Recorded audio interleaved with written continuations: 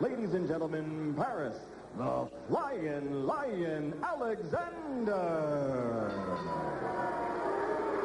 And his opponent across the ring, wearing the multicolored trunks and weighing in at an even 134 pounds.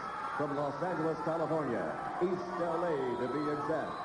He brings with him a gold medal from the 1992 Olympics. He's 2-0 as a professional, both by knockout victory. Ladies and gentlemen, Oscar, the Golden Boy de la Hoya. No question as to who the crowd is here to see. Have you ever seen a whole corner as bedecked in perfectly matching outfits as those guys? Nice. In entertainment, they call it a money look, right? And that's what they have.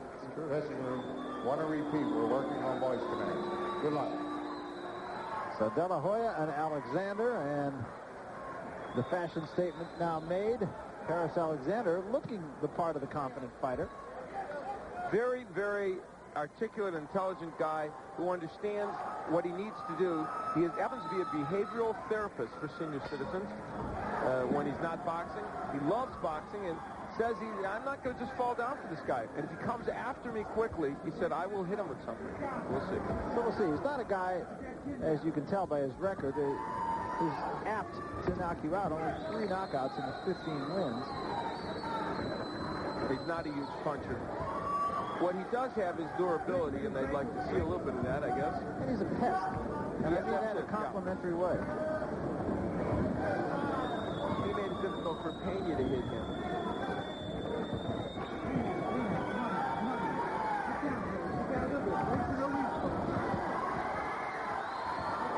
You heard one of my keys to victory, and that is hold. He did that. First he closed his eyes, and then he held. I think the other way around would be better.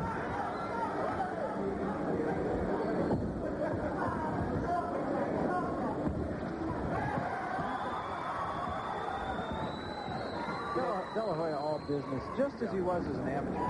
Yeah, the difference here, though, is he understands now that he can really go after guys. As an amateur, he felt he almost had to box. Also, he didn't want to burn out as an amateur. He saw what happened to guys like Clint Jackson in the old days and other boxers. They literally burnt out in their amateur career. He didn't want that to happen. And you know what? He throws every single punch as if it's a knockout punch. He didn't used to do that.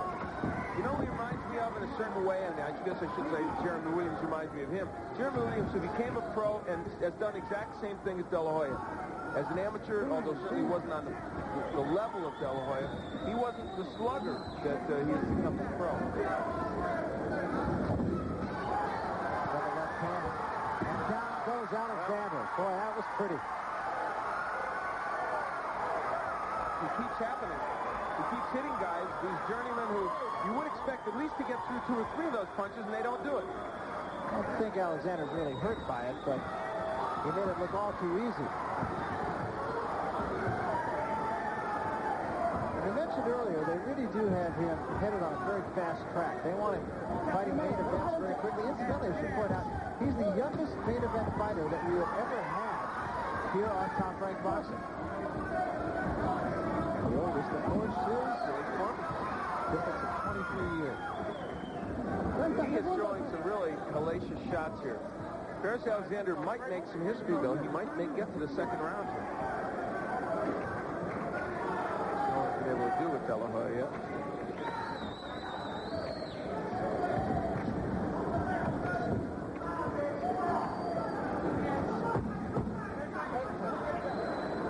De La Hoya would kind of like that, too, someone inside him. I think he'd like to get a little bit of work in.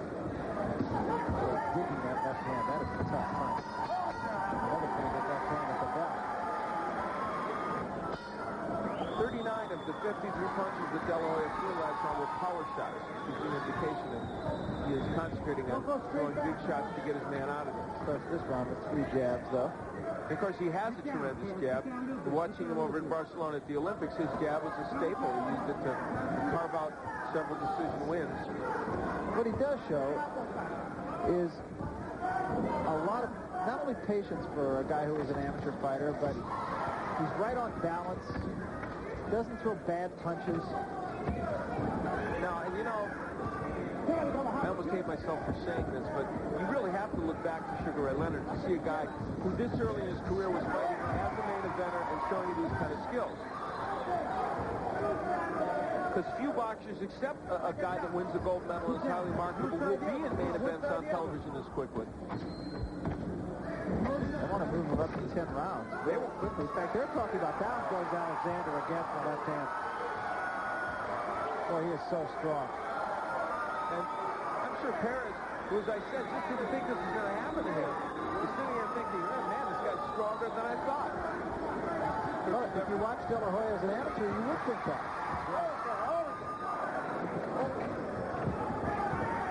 Yeah, they're talking about having De La Hoya fight Jeff Mayweather in March in a 10-round. Jeff Mayweather has been fighting 10-round main events with pretty good fighters for a couple of years.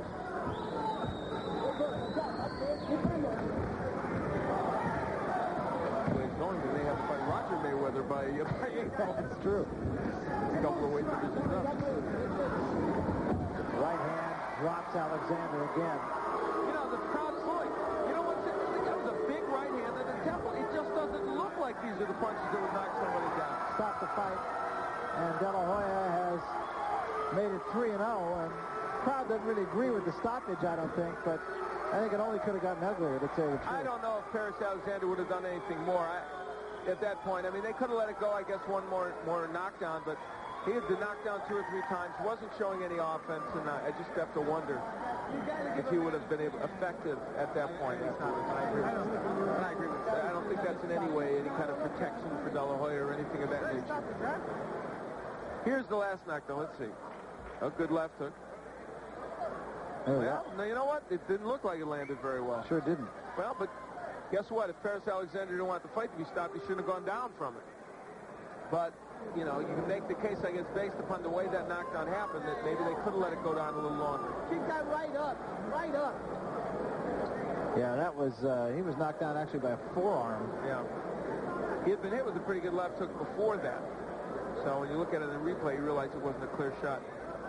All right, let's go to Michael Buffer and get the official time and such.